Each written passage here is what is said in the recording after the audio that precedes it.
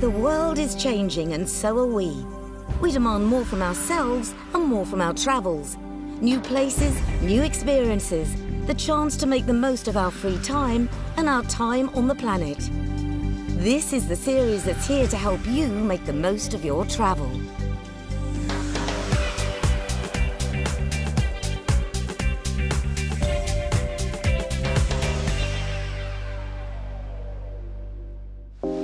So, there are no rum distilleries, no plantation houses, not even a major historical event.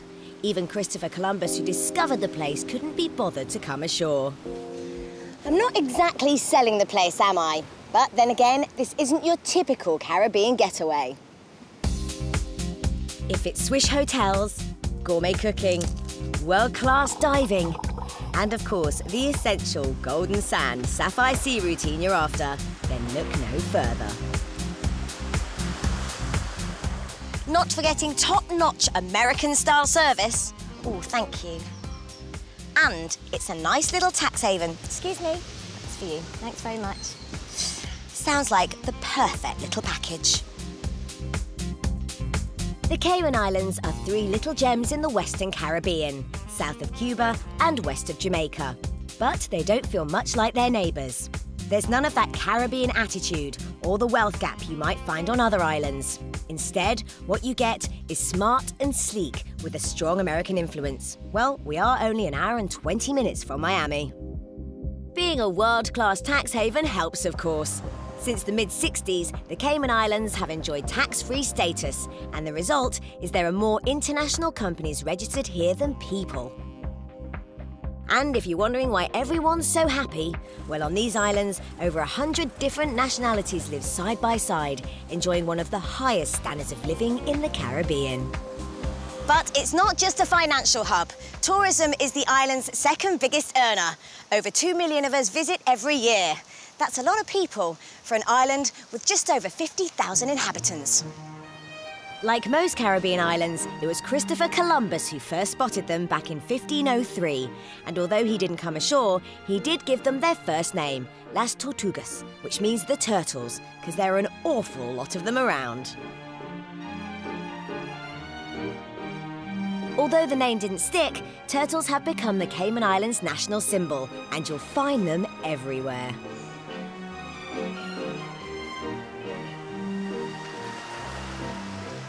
They're even a local delicacy, and you can find them on most restaurant menus here. So I thought I'd give it a go. So this is turtle stew, and that's turtle steak, and I'm going to have a bit of a go on the turtle stew.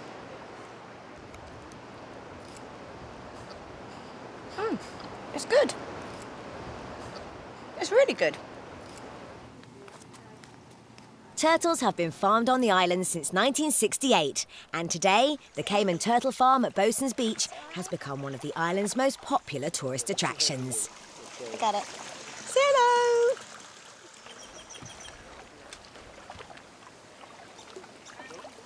Joe, why are turtles so important to the Cayman Islands? Well, from the time it was discovered by Columbus, it was named Las Tortugas because there were so many turtles around.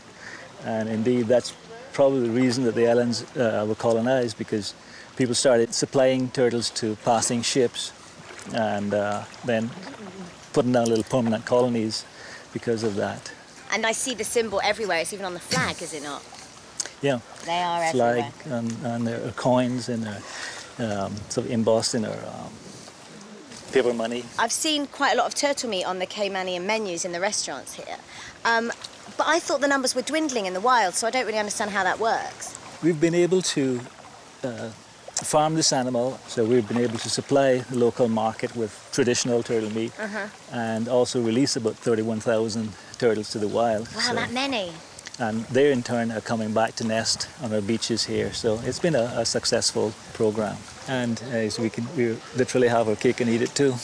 Oh, Joe, that's... Turtle meat and eat it too. The largest of the Cayman Islands is Grand Cayman, and 99% of tourists visit here.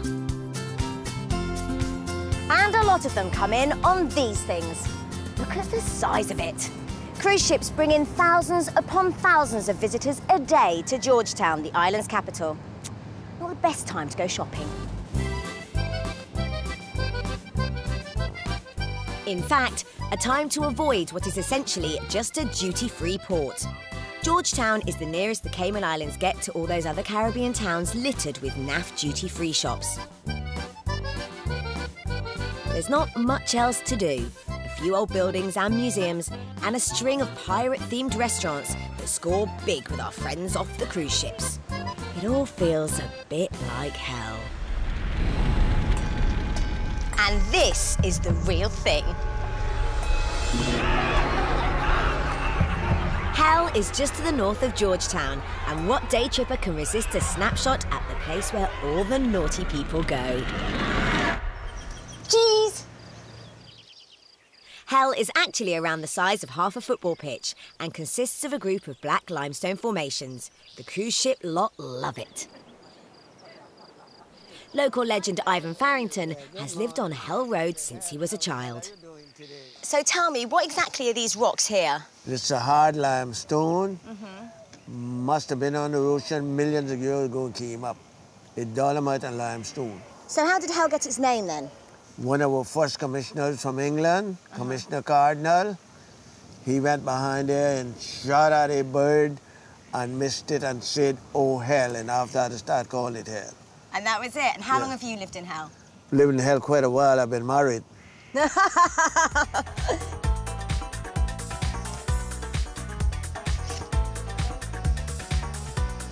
This is my postcard from Hell. And after Hell, there's heaven. The other big draw for day trippers is this place, 7 Mile Beach, considered by many to be one of the best in the world. It's also at the heart of the tourism industry in the Cayman Islands. Stretched out along what is actually a 5-mile strip of sand are the island's top resorts. A lot of these properties were damaged by Hurricane Ivan back in 2001. The worst hurricane to hit the islands for more than a century. So as you can imagine, things were pretty badly shaken up. A lot of what you're seeing here is actually new. There's around 50 hotels and resorts on 7 Mile Beach, and it's these that make the Cayman Islands one of the world's most upmarket destinations. Nothing here is on the cheap. International brands for the discerning traveller is what it's all about, offering American standards of service and hospitality. These are multi-million-dollar pamper pads for the rich and famous. And this is one of the best. Welcome to the Caribbean Club. This is my home for the next few days. Check this out. There's a fully stocked fridge. I'm cracking open that champagne later, without a doubt. This is my personal chef, Frederico. You all right, Freddie? Yeah. Looking good. And that's not all. Check this out. This is my personal trainer, Errol. Hello, Errol. I'm going to join you later. I'm getting fitter just watching.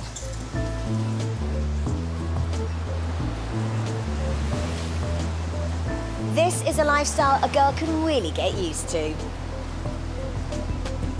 The Caribbean Club has 37 luxury condos, all with 3 bedrooms and 3 bathrooms, which make them great for families or groups of friends.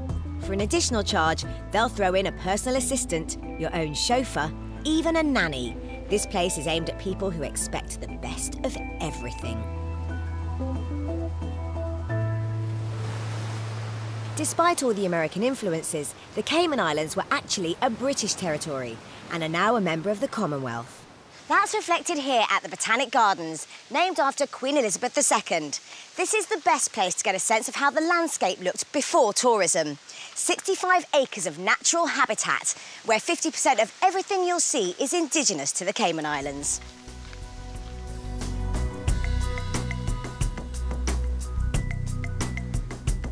The Heritage Garden has plants that have played a key role in the history of the islands. This is the national tree of the Cayman Islands. It's called a silver thatch, so called, I think, because there's this sort of silvery colour underneath. And it used to be the real mainstay of the economy because these used to be weaved into rope that was basically waterproof for the boats. They don't need to do that anymore, so now they use it to weave hats and baskets. In the absence of doctors, many of the plants here were used in medicine.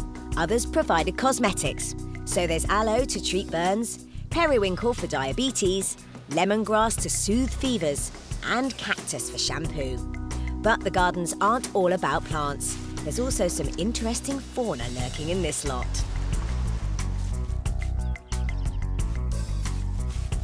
This is the blue iguana, the largest native land animal on Grand Cayman.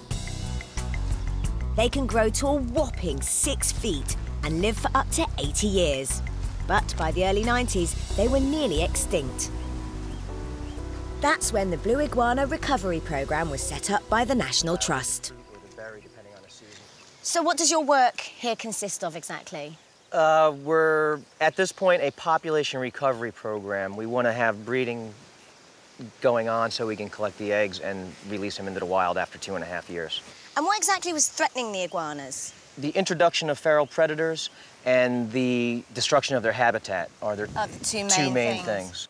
And what's the difference between the blue iguana and the other iguanas? Visually, there's 4 major differences. The blue iguanas, obviously, they're blue in color and they're a solid color. Their tails are a solid blue, where green iguanas, or common iguanas is what they should be called, have a stripe pattern or a ring pattern going down their tail. Also, the common iguana has flat cheek scales with a very large cheek scale on that almost looks like a slice of cucumber. Right. Cyclura blue iguanas, they have cheek spines. And what's the future looking like for these iguanas now? Since 2002, when it was an estimate of less than 20 wild animals, we've released 298 animals in the Salina Reserve, which is in the eastern interior of the island, and here in the Botanic Park.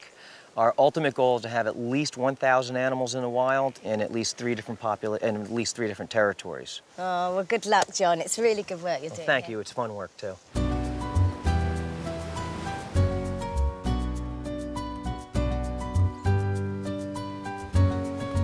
The blue iguanas may lord it on land, but these little babies rule the waters off the north coast of Grand Cayman. They call this place Stingray City because, yes, you guessed it, there are lots of stingrays here. And thousands of tourists come to feed, pet and interact with the animals every year.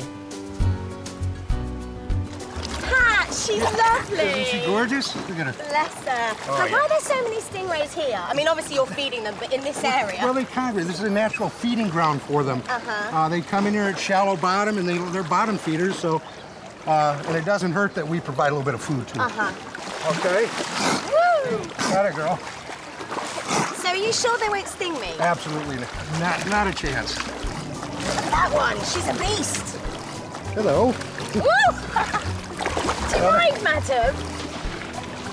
Is it all right for people to be petting them? Oh, yeah. Sure. We like it. Really? Oh, look at them. Oh, look. I've made a new friend. Hi. You made a couple of friends. Oh, I might have a new boyfriend. A bit more reliable than the other kind, I think.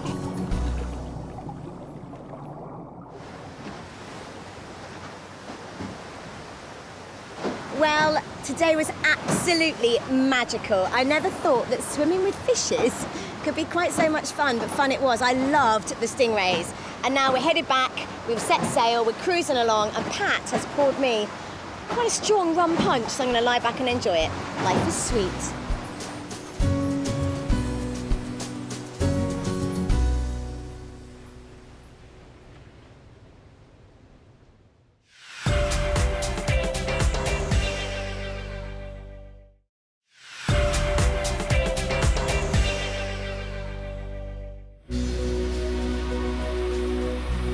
When the tourists get too much and those 5-star resorts just lose their magic, this is where you come to get away from it all in the Cayman Islands.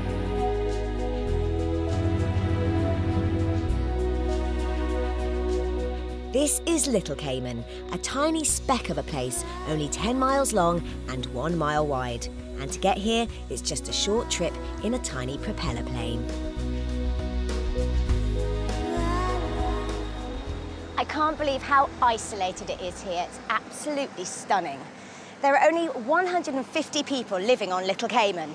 There's 1 bank, 1 shop, and 1 school teacher who flies in every day to teach a handful of children. Even Robinson Crusoe would find this place low-key.